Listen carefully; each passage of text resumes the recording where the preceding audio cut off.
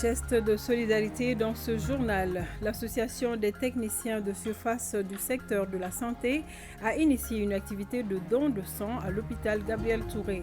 L'initiative vise à soutenir les structures sanitaires à faire face au déficit de sang. 681 millions de francs CFA, c'est le coût de 2 projets lancés par l'Association malienne d'éveil au développement durable et ses partenaires.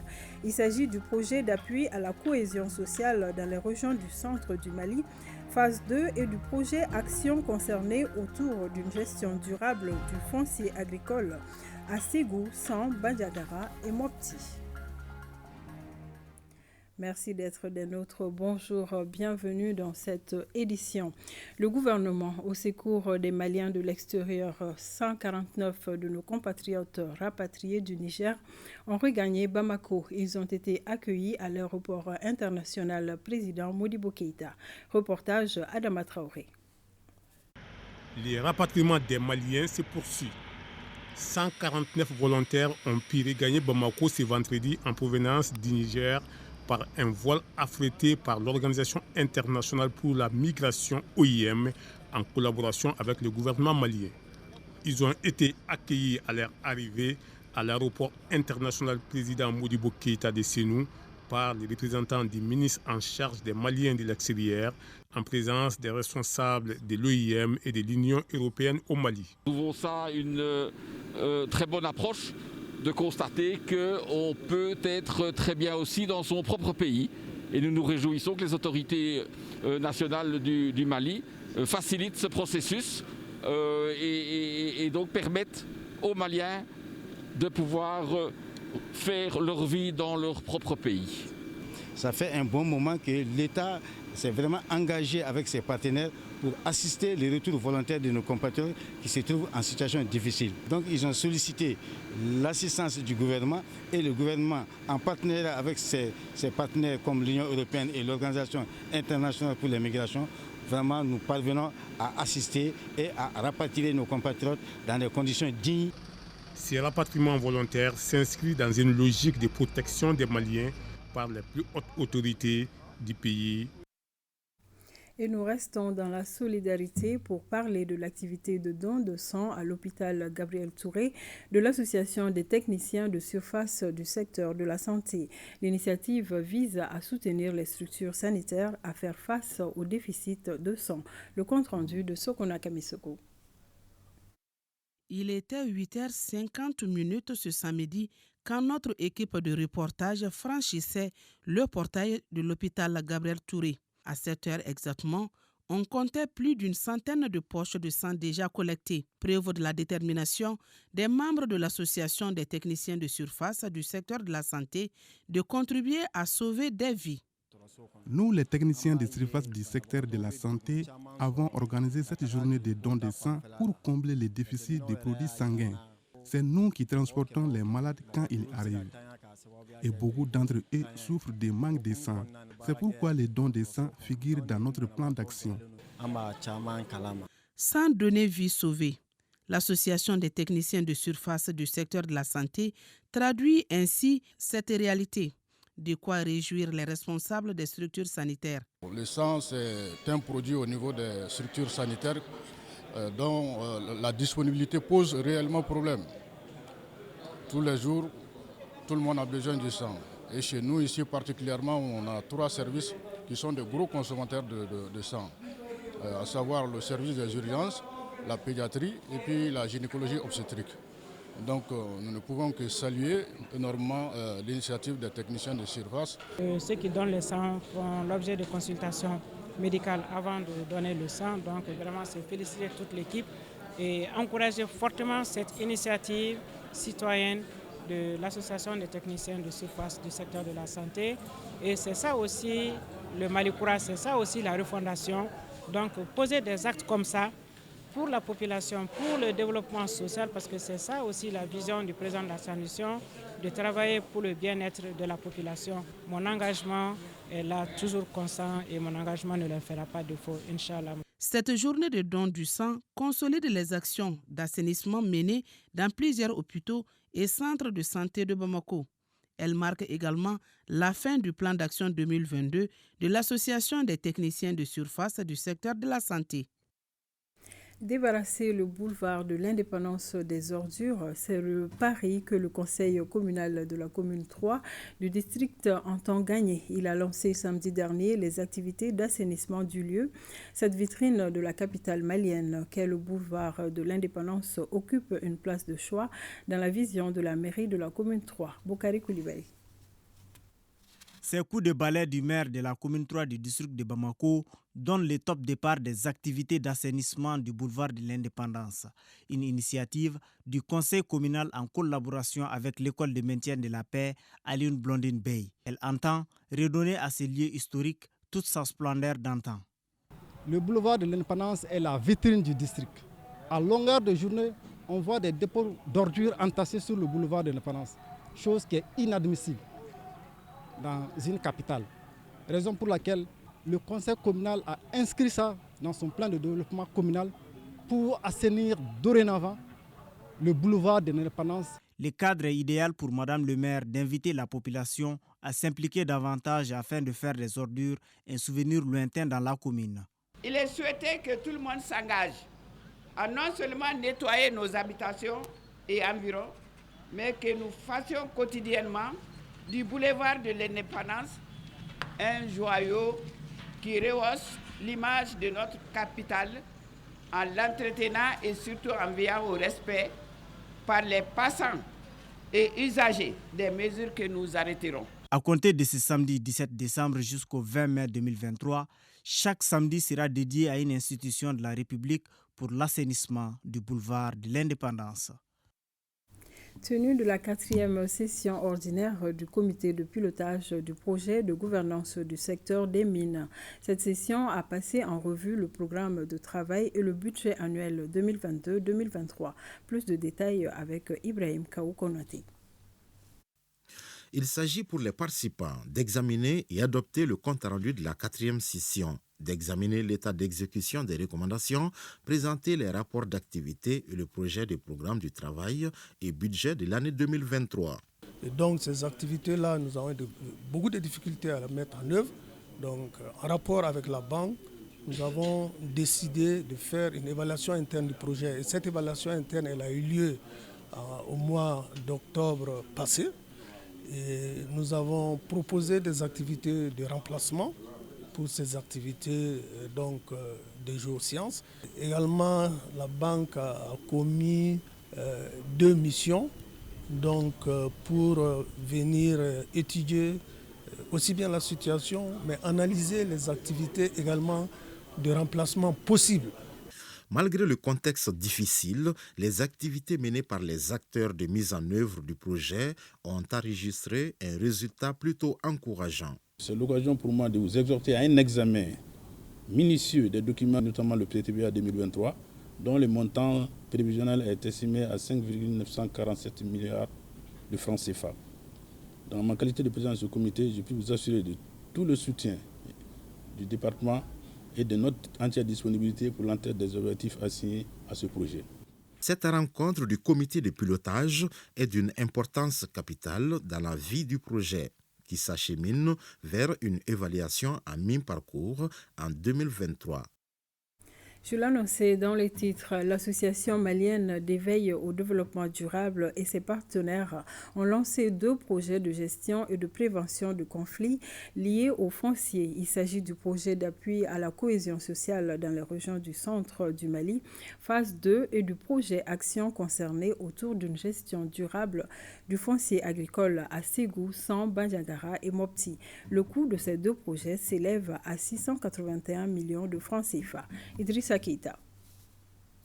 Renforcer les mécanismes de prévention et de gestion des conflits fonciers pour la consolidation et l'extension de la fonctionnalité des commissions foncières communales et villageoises, c'est l'objectif du projet d'appui à la cohésion sociale à travers la dynamisation des commissions foncières communales et villageoises dans les régions du centre du Mali, phase 2. Et du projet Action concertée autour d'une gestion durable du foncier agricole à travers la redynamisation des commissions foncières communales et villageoises dans les régions de Ségou, San, Bandiagara et Mopti. Ces deux projets qui viennent de voir le jour à Mopti sont financés par la MINUSMA et le PNUD à plus de 680 900 000 francs CFA. La deuxième phase de ce projet se justifiait pour la nécessité de l'extension de la mise en place du fonctionnement optimal de commissions foncières dans tous les villages de communes touchées. Dans leur mise en œuvre, les deux projets vont toucher plus de 257 000 personnes. Les activités phares appuient l'accompagnement des communes et des villages d'intervention pour la mise en place des commissions foncières villageoises et communales. Et l'initiation des projets socio-collectifs et socio-productifs pour consolider la paix et faire la promotion de la cohésion sociale dans les régions d'intervention. L'objectif est de contribuer à la stabilisation et à la restauration de la cohésion sociale dans la région de Mopti à travers une bonne gouvernance foncière et pastorale pour une cohésion pacifique des différentes communautés. Pour une durée respectivement de 12 et 18 mois, ces deux projets sont exécutés par l'Association malienne d'éveil au développement durable, AMED. Direction capitale de l'Arachide où s'est tenue une cérémonie de remise des vélos aux filles des écoles fondamentales 2. Le geste est soutenu par le projet Suède et mis en œuvre par l'ONG Fandema. De Kita, Mamadi Alioubari. Initié par le programme Autonomisation des femmes et dividendes démographiques au Sahel Suède et mise en œuvre par l'ONG Fandema dans la région de Kita, cette remise de 170 vélos aux élèves filles du Fondamental 2 a pour objectif d'augmenter le taux de scolarisation et de rétention des filles à l'école. Je remercie le projet Suède pour recevoir ces vélos. Je ne serai plus en retard. En réintégrant 7500 enfants de 8 à 12 ans, dont au moins 70% des filles ayant quitté l'école prématurément ou n'ayant jamais été scolarisées, et en accompagnant 270 000 filles de 14 à 18 ans.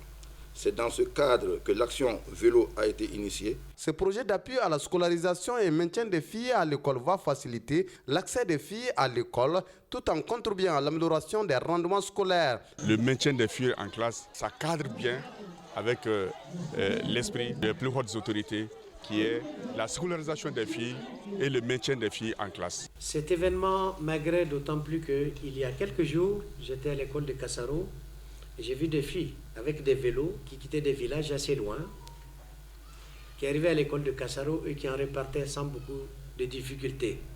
Ce qui veut dire que cette activité réduit le temps, la pénibilité, valorise l'enfant, donc ça veut dire la fille, lui permet de s'adonner aux tâches ménagères. Cette remise des vélos à 19 communes des 19 écoles fondamentales de la région de Kita va réduire la souffrance des centaines de filles qui marchaient quotidiennement 3 à 7 km pour rejoindre l'école.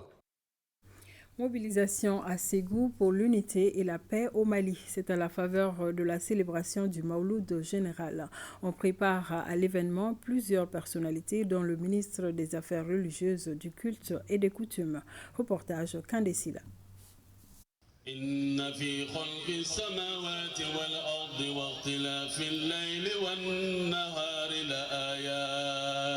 L'union des esprits et de cœur pour la paix dans nos familles et au Mali. C'est cet esprit qui sous-tend le Mauloud général de Ségou.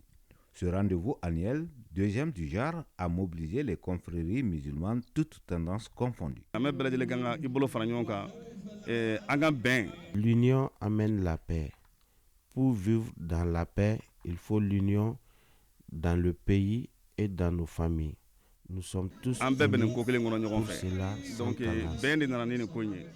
Ce rendez-vous, le deuxième du genre, après celui de l'année dernière, n'a d'autre sens que la cohésion entre la communauté musulmane de Ségou. Pour dire que après tous les maulouds qui vont être célébrés ça et là par les différentes communautés de la région, il va y avoir au niveau de la région de Ségou un mauloud qui sera dédié, qui sera appelé Mauloud général. Symbole de communion, d'unité, de paix, ces valeurs sont les aspirations profondes des autorités du pays.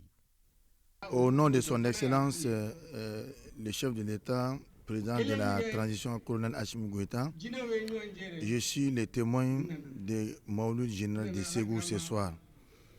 Cela dénote que il y a la cohésion, il y a la solidarité dans la religion musulmane. Aujourd'hui, le Mali a besoin de la cohésion. On est là aujourd'hui dans ce cadre-là. Donc je suis très comblé et je suis très content. Lecture du Coran, prêche et bénédiction ont été le temps fort de cette journée de communion. Une occasion également pour plusieurs intervenants d'appeler les Maliens à l'union sacrée autour des autorités de la transition, avec le vœu que l'année prochaine soit une retrouvaille pour célébrer le retour de la paix et de la cohésion sociale au Mali.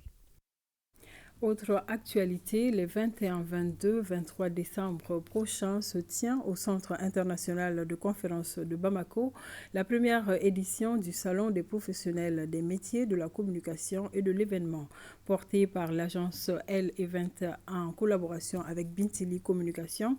Ce salon vise à créer un cadre d'échange et de partage d'expériences entre les acteurs du secteur. Les initiateurs ont tenu une conférence de presse pour lancer l'événement. Bemba Sibi. Les professionnels de la communication et de l'événementiel ont désormais leur espace. Il s'agit d'un salon entièrement consacré à ce secteur d'activité dénommé Salon Expo Event Bamako. Les initiateurs étaient face à la presse pour la conférence de lancement de cet événement. Event Expo, c'est une initiative, une première que nous organisons afin de permettre aux acteurs de la communication d'avoir un cadre d'échange. Parce qu'on a remarqué qu'au Mali, les agences de communication, les différents prestataires, les agences événementielles n'ont pas un espace pour échanger et tisser des relations d'affaires. Le salon permettra également aux professionnels de la communication et de l'événementiel de réfléchir sur les difficultés du secteur. Ils se pencheront également sur la question de la régulation du secteur. Le ministère soutient toute initiative qui va dans ce sens à rassembler les acteurs de la communication. Et je vais juste lancer un appel à la presse. Il faut vraiment soutenir cette initiative. Du 21 au 23 décembre 2022, les acteurs de la communication et de l'événementiel seront en conclave à Bamako pour le Salon Expo Event Bamako, première édition. La Fondation Marif de Turquie offre chaque année à ses élèves et étudiants une gamme de richesses culturelles en provenance de l'ensemble des pays dans lesquels la dite fondation est implantée. Une aubaine pour les élèves, parents d'élèves de fraterniser pendant cette journée, nous dit Salif Ouedrago. Enseigner une gamme de culture aux élèves et aux étudiants est un devoir au sein de la Fondation Marif de Turquie depuis maintenant 3 ans. Une journée organisée pour permettre aux élèves et aux étudiants de s'exprimer à travers un patrimoine culturel riche et diversifié. Nous avons accueilli aujourd'hui 20 pays. En tant qu'école Marif de Turquie, nous, on ne fait pas seulement de l'éducation. En même temps, on forme des personnes qui vont utiliser leur savoir au service de la paix et de l'humanité. Les écoles Marif sont présentes au Mali depuis 5 ans. Et ils ont maintenant plus de 3500 élèves. Mais ce n'est pas seulement des écoles pour les Maliens et pour les Turcs, c'est des écoles pour tous les enfants de la sous-région et au-delà. Donc l'esprit de cette organisation, c'est de partager nos cultures, nos valeurs qu'on a en commun et que tout le monde soit heureux et mange bien et partage, comme je l'ai dit, leurs valeurs et leurs cultures. Tous les pays participants, en plus d'exposer les repas traditionnels, font également découvrir leur potentiel culturel. La visite des stands et une séance de dégustation sont entre autres temps forts de ce festival. Et pour refermer ce journal, l'entreprise Canal Plus Mali vient de faire de certains de ses clients des heureux propriétaires de motos et de voitures. Au total, 14 personnes sont les lauréats de la tombola organisée dans le cadre des festivités des 30 ans de l'entreprise. Bemba Sivi a suivi. 13 motos pour 13 heureux gagnants du jeu concours de Canal Plus dans le cadre des festivités de ses 30 ans d'existence. Ces lauréats sont la deuxième vague de bénéficiaires de ce concours. Ils affichent leur satisfaction car ils ne s'attendaient pas à un tel cadeau en se réabonnant. Hier, quand on m'a appelé, je croyais que c'est le réabonnement parce que souvent on fait des rappels pour ça. Mais la dame m'a dit que non, vous avez gagné sur notre tombola. Donc demain à 10h, il faut passer à l'agence pour récupérer un moto Jakarta. Ça a été un choc. Ça va m'arranger parce que moi j'ai une moto mais qui n'est pas en forme. Ce concours lancé le 21 novembre dernier consiste à offrir une moto chaque jour et ces 13 personnes constituent les lauréats du 1er au 13 décembre 2022. En plus des motos, 2 voitures sont également mises en jeu. On est vraiment heureux de remettre ces motos-là à ces heureux gagnants déjà parce que c'est très important pour nous. On a décidé pour cette fin d'année de passer la fête avec nos abonnés. Certes, on a fait une tombola en juin où on remettait 30 mois de tout canal à nos abonnés, où il y a eu 90 gagnants. On a remis ça en fait en décembre en remettant soit 41 motos et 2 voitures. Merci de nous avoir suivis. Retrouvez Nyanya Alou Traoré à 20h. Bon après-midi en compagnie de nos programmes.